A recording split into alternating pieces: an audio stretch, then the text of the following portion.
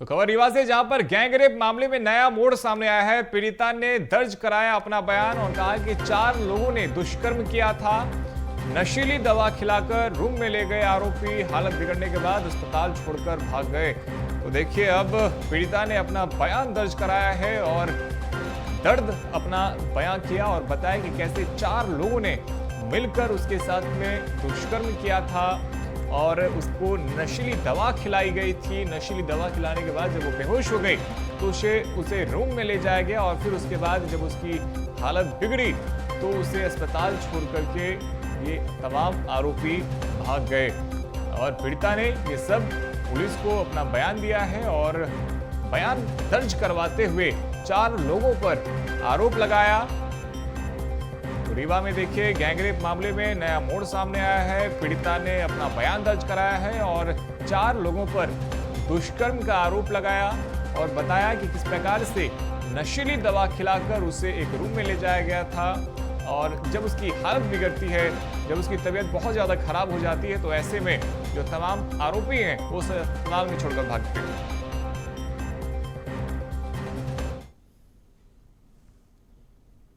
ने यही बताया कि मेरे पास दवाई, मुझे पहले सर दर्द, गले में दर्द था। गले में दर्द के बाद उसने टैबलेट, मैंने उससे मांगी कि दर्द की टैबलेट दे दो भैया, बाडवाई था। तो 2 टैबलेट दिया, बोला एक 6 बजे खा लो, एक 11 बजे रात खा लेना, आराम हो जाएगा। 6 बजे दवाई खाई, फिर 11 बजे रात खाई। उसके बाद जी मचलने लगा। उसके बाद उसको फ़ोन मैसेज आया, फ़ोन मैसेज किया, बुलाया बाहर के सुपर अस्पताल के सामने। वो नहीं जा रही थी। वो बोला मैं तुम्हारी फ़ोटो स्क्रीनशॉट लिया हूँ, ये किया हूँ, तुम्हारे घर वालों को दूंगा, भाई को दूंगा। उसको ब्लैकमेल टाइप में किया। रूम ले गया, कठेलते हुए रूम ले गया। फिर वो बोली मैं बेहोश टाइप में हो गई, एकदम नशे के हालत में थी। फिर 2-4 लोग रूम के अंदर ले गए, 2-4 लोग बोले और आ गए। रात को मैं खाना खाई और लेटी थी खाना खा के, तो देखी कि ये बगल में मेरे लेटी है। ऐसे 1 बजे करीब मेरी आँख लग गई, तो 20 मिनट बाद जागी तो देखी तो ये बगल में नहीं थी।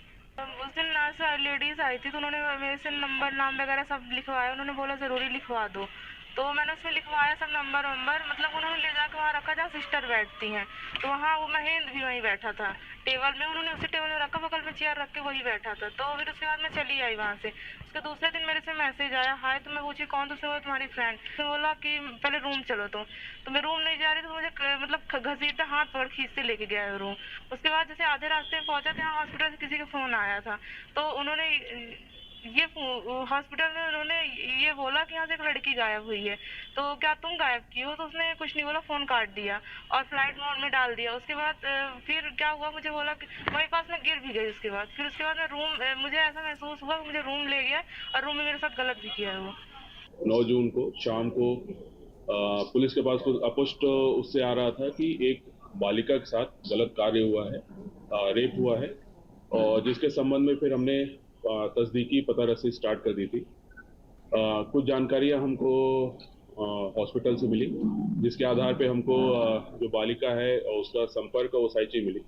हमें हॉस्पिटल से एक लिखित सूचना आई कि यहाँ पे एक लड़की को एडमिट किया गया था, जिसमें सेक्सुअल असॉल्ट 2 व्यक्तियों द्वारा, यानी लैंगिक अपराध 2 व्यक्तियों द्वारा उसमें लिखित हुआ था। और उस सूचना को हमने दर्ज किया और उसके बाद उसका हमने जांच स्टार्ट कर दी। और इस खबर पर अधिक जानकारी के साथ हमारे सहयोग गोविंद सिंह बघेल फोन लाइन पे हमारे साथ में जुड़ गए। गोविंद, देखिए, पीड़िता ने गंभीर आरोप लगाया है 4 लोगों पे दुष्कर्म का और साथ ही ये भी कि उसे कोई नशीली दवा खिलाई गई थी। क्या कुछ अपडेट आपके पास?